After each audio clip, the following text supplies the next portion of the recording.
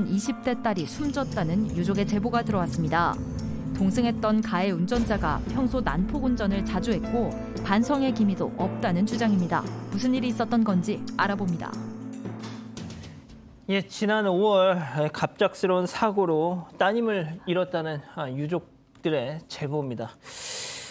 원장님, 딸은 이제 막 사회생활을 시작했던 분이라면서요? 네, 고인이 되신 제보자의 딸은 올해 24살입니다. 미용 일을 꿈꾸면서 이제 관련된 일을 배우고 계시는 상황이셨는데요. 지난 5월 28일 새벽에 이 제보자분들이 부모님이죠. 갑자기 딸의 사고 소식을 듣게 됐다고 하고요. 교통사고로 딸이 의식이 없다라는 말을 듣고 부랴부랴 사고가 난 병원인 인천으로 향했다고 합니다.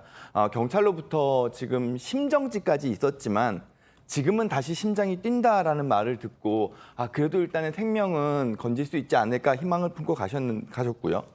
근데 이제 사건 상황을 보니까 제보자의 딸이 조수석에 탄 채로 동승자인데 운전자가 빗길에서 운전을 하다가 미끄러지면서 중앙선을 넘어갔고 거기서 이제 상대편 차량 정면 추돌을 하면서 사고가 일어났다고 합니다. 병원 응급실에 도착했더니 일단 의료진은 처치 중이니까 기다리라는 이야기를 듣고 2시간 반가량 애를 태우면서 기다리셨고 이후에서야 딸의 상태를 듣게 되셨다고 합니다.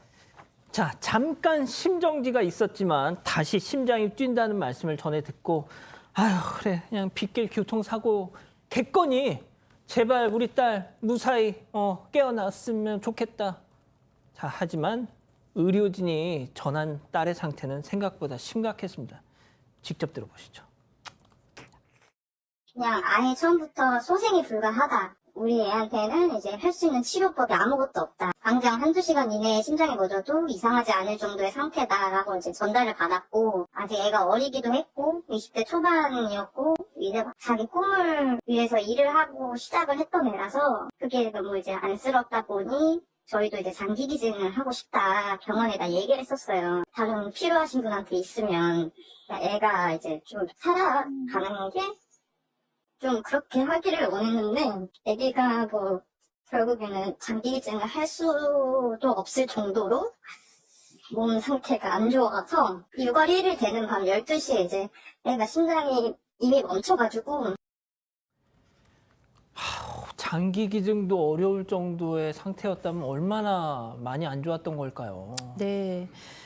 이렇게 응급실에서 애타게 기다리고 있을 때 그 옆에 그 운전을 했던 남성의 가족들도 있었대요. 이제 그 운전을 했던 사람도 중상이고 뭐 이래서 그때는 아무 말도 못 하고 있었는데 의사 선생님이 나와서 이 운전을 한 남학생의 경우에는 수술을 할 수 있는 상태가 돼서 수술을 한다 그랬는데 오늘 이 여학생의 경우에는 상태가 안 좋아서 이미 거의 내사 상태다. 라는 얘기를 들으셨대요. 그러니까 뭐 마음이 완전 무너지셨죠. 그래서 병원에서는 할 수 있는 게 없다라고 얘기를 하는데 계속 기다리는 게 너무 고통스러우시니까 그래서 차라리 장기 기증을 해서 우리 아이가 차라리 이렇게 의미를 찾을 수 있나 뭐 이런 생각을 하시면서 물어봤지만 장기 기증도 어려운 상태다라는 얘기를 들어야만 했습니다.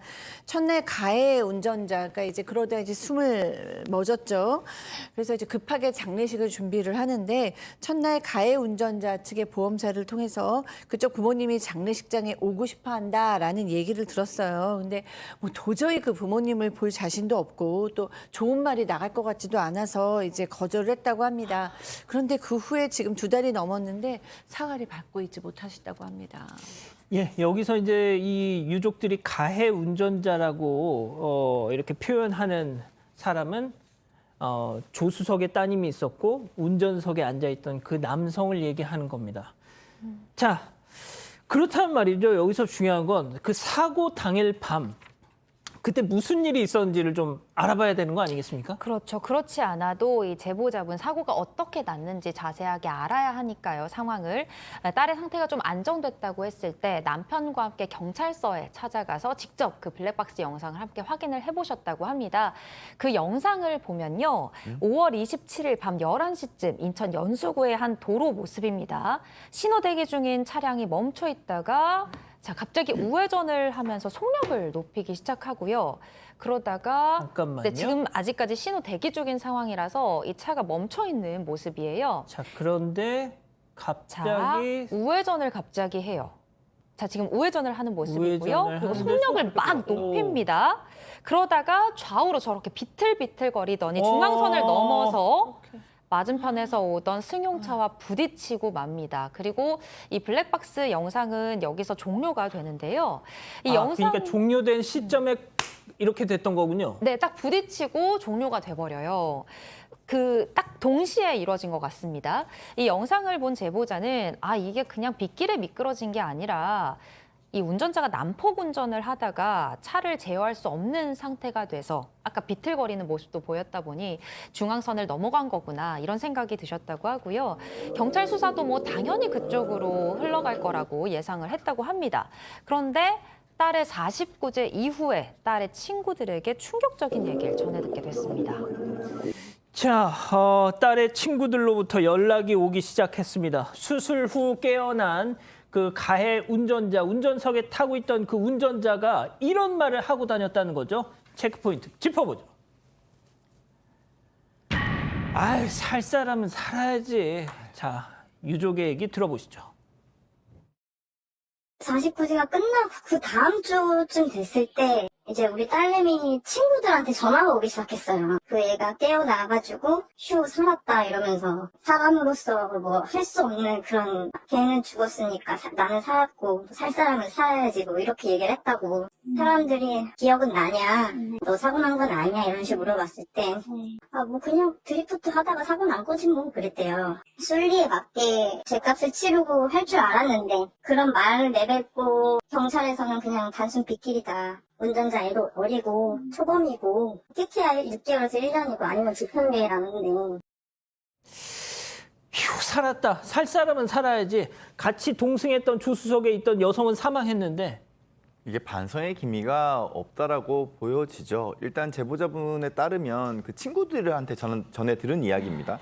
어쨌든 지금 이 남성, 그 운전을 했다는 이 남성이 따님과 어떤 관계인지를 먼저 좀 알아보려고 했는데 딸의 친한 친구조차 누군지를 모른다는 거예요. 그런 걸로 봤을 때 알게 된 지 얼마 안 된 걸로 보여지고 그렇게 친한 사이는 아닌 것 같다는 겁니다. 어쨌든 뭐 딸이 그 차에 탄 건 맞고 그 사람이 운전하던 상황에서 사고가 난 거니까 딸의 잘못도 혹시라도 있지 않을까라고 생각을 하고 있었지만 그런데 문제는 이제 친구들로부터 들은 이 가해 남성의 언행이 너무 심각했다는 거죠. 뭐 휴 살았다. 걔는 죽었으니까 나는 살았고 살 사람은 살아야지 뭐. 이런 말도 안 되는 이야기를 했다고 하고 또 뭐 친구들한테 병원 갑갑하다. 그리고 차 조심해서 타라. 이런 식으로 문병을 올려고 하는 친구들한테도 둘러댔다고 합니다. 그리고 좀 특이한 건 말이죠. 좀 특이한 건 SNS를 하는데 이 남성이 자동차 동호회에 차를 튜닝한 사람들의 게시글에 좋아요를 누르는 게 확인이 됐다는 거죠. 그렇다 보니까 이게 지금 사고를 이만큼 내면서 옆에 있는 동승자가 사망까지 했는데 할 말과 행동인가라는 게 충격적이라고 느끼셨던 겁니다. 박 변호사님 아까 그런 얘기 있었잖아요. 그냥 드리프트 하다가 사고 난 거지 뭐. 자, 빗길에 드리프트를 하다 사고가 났다. 평소 난폭 운전을 즐겼고 특히나 저희가 얼마 전 전해드렸던 스윙클럽에서도 활동하는 인물이라면서요. 맞습니다. 스윙클럽. 난폭 운전, 빗길, 막 빗사이로 운전하듯이 그런 것들을 스윙클럽이라고 하는데 난폭 운전하는 사람들. 가방에 휴대전화 2개를 좀 확인하고 휴대전화에 화면을 켜니까 배경화면에 스윙클럽 로고가 있었다고 합니다. 난폭 운전을 즐긴다고 이 가해 운전자가 또 그 동호회에서 활동하는 사람이라고 얘기를 전해 들었다고 합니다. 영상을 좀 받았다고 하는데 영상에 보면 가해 운전자가 사고 당일도 SNS에 영상을 올렸고요. 이번 사고 말고 다른 차량 몰면서 운전하는 영상들도 좀 다수 이렇게 난폭하게 좀 운전하는 모습들이 지금 속도 와 이거 맞습니다. 드리프트를 하거나 난폭 운전을 즐기는 모습이 보였습니다. 제보자 생각에는 사고 당일도 이렇게 난폭 운전을 한 걸로 보이는데 아이고, 단순 교통사고 처리특례법상의 치사만 지금 적용이 된 상황입니다. 그래서 검찰에 송치가 됐는데 아마 이거 난폭 운전이나 뭐 다른 것들도 좀 적용을 해서 올렸어야 되는데 요거는 혹시나 초범이다, 어리다는 이유로 처벌이 약할 거 아니냐 이런 얘기를 하고 있는 상황이고요. 다만 경찰은 사고 원인을 난폭 운전이라 볼 수 없기 때문에 평상시 난폭 운전한 거하고 지금 이 사고하고는 좀 달리 별개로 봐야 된다 이렇게 하면서 단순 교통사고 처리 특례법상의 치사죄만 성립한다고 하고 있는 자, 상황입니다. 근데 이거 보면 빗길에 자 우회전을 하는데 갑자기 속도가 확 올라가는 느낌이 나거든요. 그러더니 차가 막 왔다 갔다 막 흔들리다가 중앙선을 침범. 자 보세요. 이게 좀 근데 이상하다. 너무 짧아요. 조금 더 길었다면 난폭 운전을 좀 적용할 가능성도 배제할 수 없는데 실제로 우회전 하자마자 얼마 안 있다가 한 번 정도, 두 번 정도 휘청거리다가 사고가 나는 모습이거든요. 아마 그래서 다른 범죄를 적용하기 좀 어려웠던 걸로 보입니다. 예. 계속 좀 살펴봐야 될 것 같습니다. 이렇게 정리하고요. 두 번째 이어갑니다.